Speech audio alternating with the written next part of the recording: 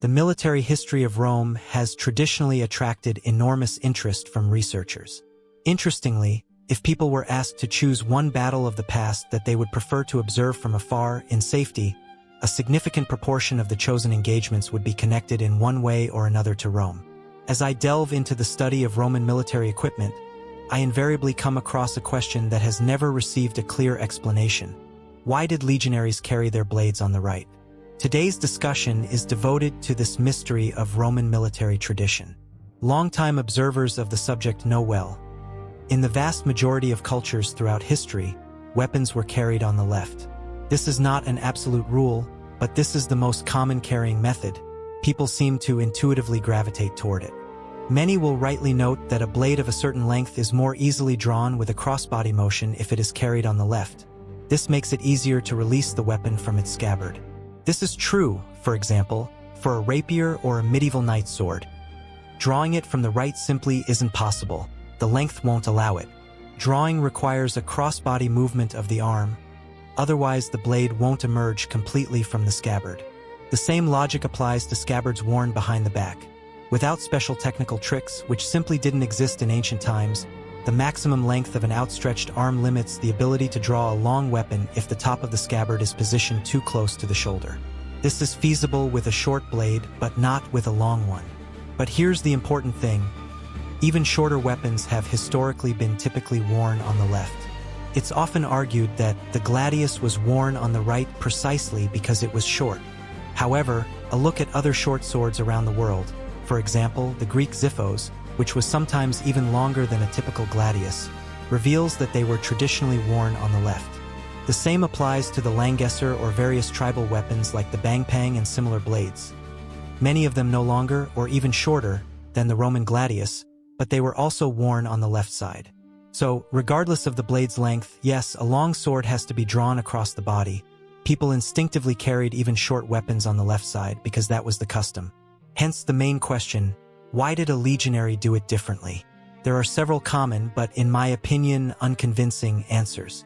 It's worth remembering that the gladius is a relatively small weapon, typically between 43 and approximately 60 centimeters, depending on the era, region, and specific type of blade. The first explanation.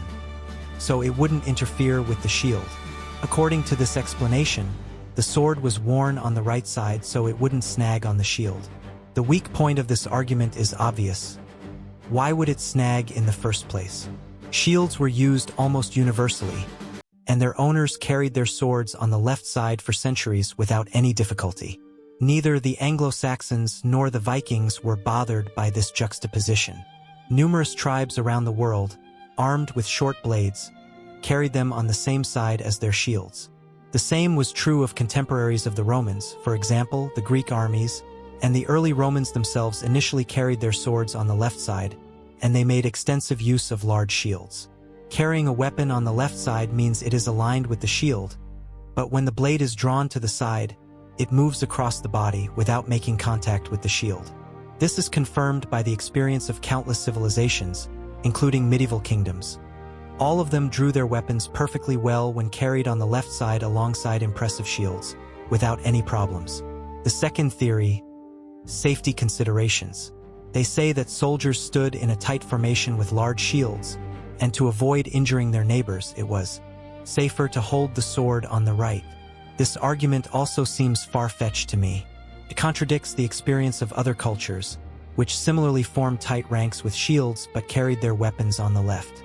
Moreover, from a practical standpoint, drawing a blade from the left side can be done quite safely, by twisting the wrist or by bringing the tip forward and then back.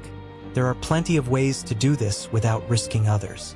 Moreover, the Romans didn't always stand shoulder to shoulder. There was usually a certain gap between the fighters, allowing soldiers to rotate from the back ranks to the front. In other words, the crowding that would justify the safety argument was not, in fact, that great. Neither personal experience in historical reconstruction nor a study of the sources supports this thesis. The third theory, ease of striking. A third common explanation links the sword's position on the right with striking technique. Supposedly, this position facilitates aiming. Pulling the hilt back and then thrusting the arm forward naturally positions the body for an attack. Some fighters also rotate their wrist, bringing it behind their back and drawing the blade upward, preparing to lunge. Those who practice this method of carrying their weapon on the right actually come to similar conclusions. But here, too, there's a discrepancy related to the use of a shield. Take the scutum, a large Roman shield. When a warrior holds it in front of him, the left foot is typically extended forward. And if the weapon is hung on the left, then when drawn, it naturally assumes a fighting position, point forward, ready for an immediate strike, as with most other blades. That is, the sword is easily drawn from the left, with the left foot forward when the soldier holds a large shield. Putting the right foot forward would be illogical. The shield would be behind the fighter, and the weapon would be further from the enemy, forcing awkward movements to draw it and strike. Ultimately, neither the idea of a quick draw, nor the shield entanglement theory, nor the safety argument seem entirely logical. If any of these explanations were correct, why didn't other peoples do the same? There are two more important facts about the typical Roman soldier with his sword on his right side that call into question the above-mentioned theories. First, over time, the Roman army reverted to carrying its weapon on the left. The standard explanation links this to the transition from the gladius to the spada, presumably in the 3rd century, and possibly as early as the late 2nd. There is also a hypothesis about the so-called semi-Spathian, an intermediate form between the elongated gladius and the shortened spada, which gradually elongated into a longer blade. That's the theory, although archaeological finds don't always confirm it. But the indisputable fact is this: as the blade lengthened, it became simply impossible to carry it on its original side. I understand that time is our most precious resource right now. So, without further ado, if you have unanswered questions in your life, we invite you to check out the Roman Legionaries channel. We're not pushing or persuading you, we're simply leaving the door open.